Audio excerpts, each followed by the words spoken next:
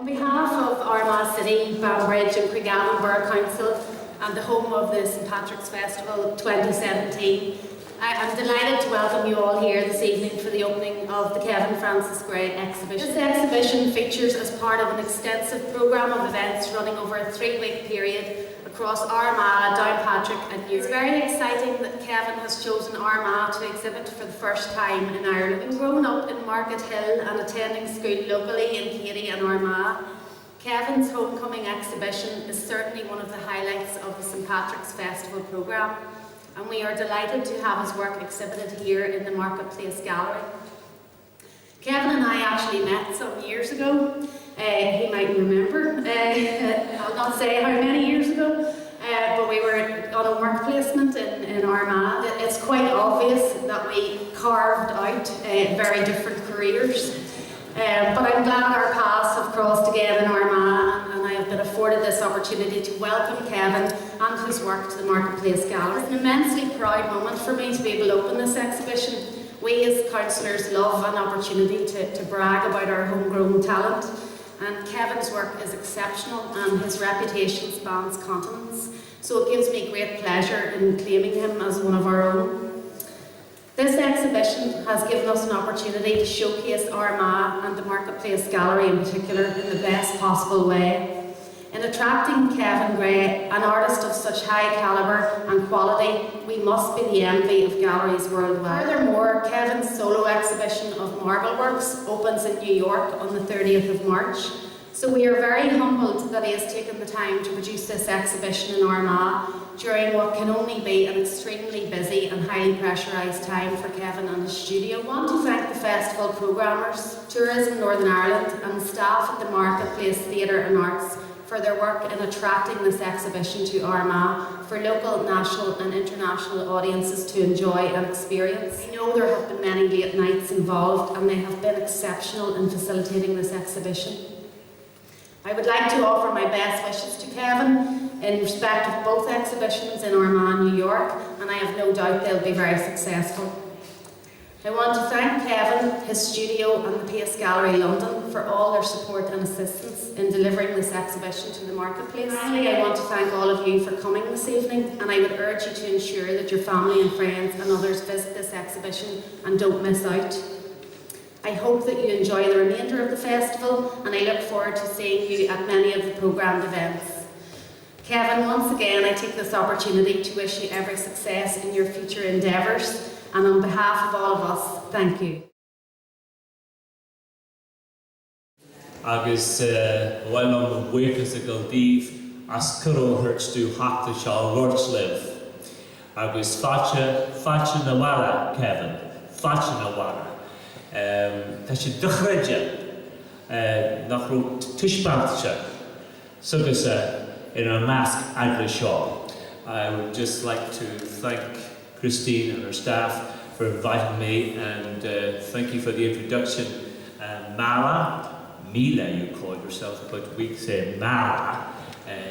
Ethan and Mala is the night of the honeymoon, so what a lyrical name for Mila or Mala. And I won't challenge the dark secrets potentially which passed in that encounter between Kevin and Mala a long time ago.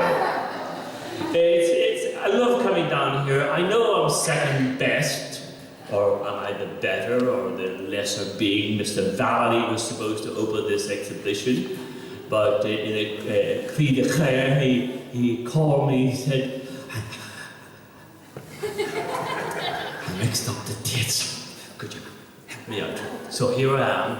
I didn't dare tell my lady wife, Detta, until quite late in the day that I had to open this exhibition, because we're on our way to Clare. Our daughter is married in Clare, and I just, God, Brian, you're putting me on the spot. I've got to go to Armagh, open an exhibition and go to Clare. But thank God, being the lady she is, she's with me tonight and she's very relaxed. So thank you, Detta.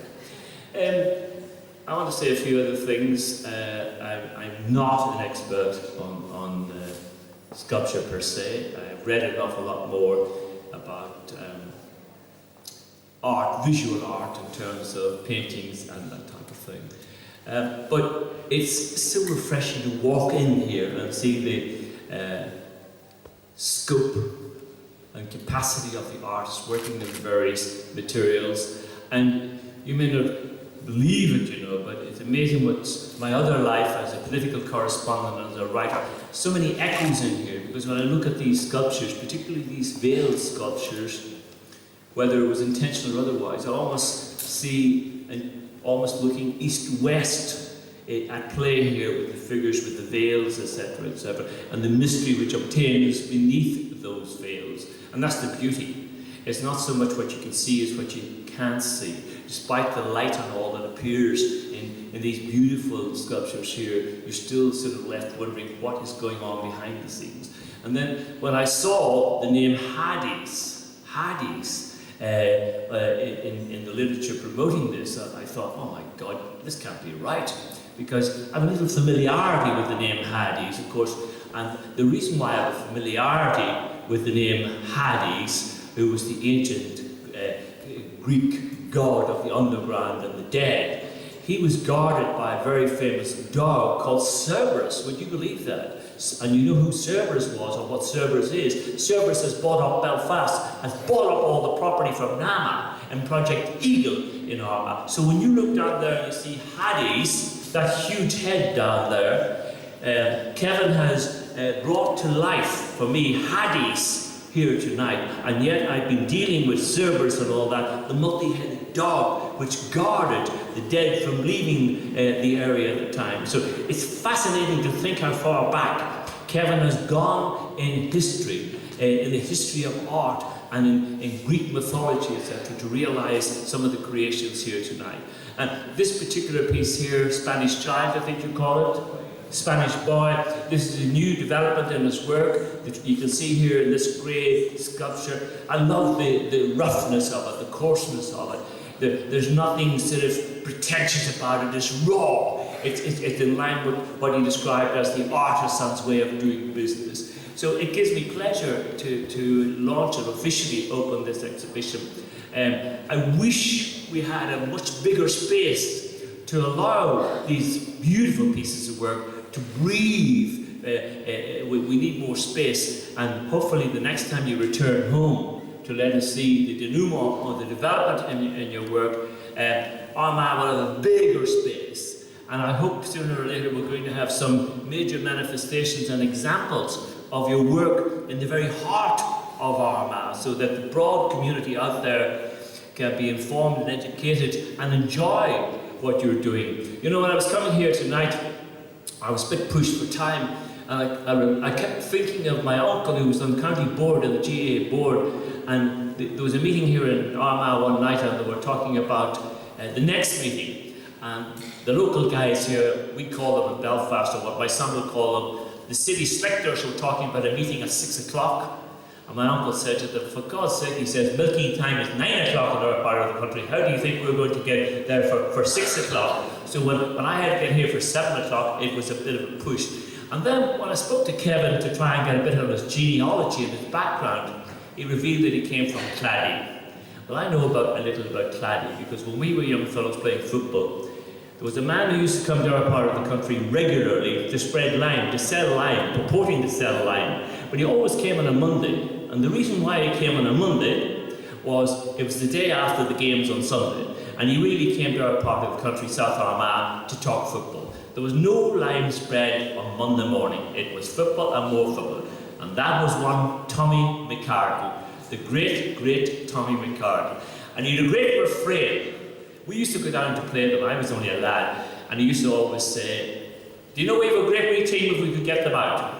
And we had to give them 4 or 5 players every time we went down to play them. But that was his refrain. We were a great wee team if we could get them out. So it's a joy to be linking up with a Claddagh man, Mullabrack, Division 5 or 6, I'm not quite sure, you know. But anyhow, this man is an artist, an artisan par excellence. So, Bawailam, Farah Nafacha, Riv Akor, Riv Kevin, and thank you very much indeed for your kindness in inviting me here tonight.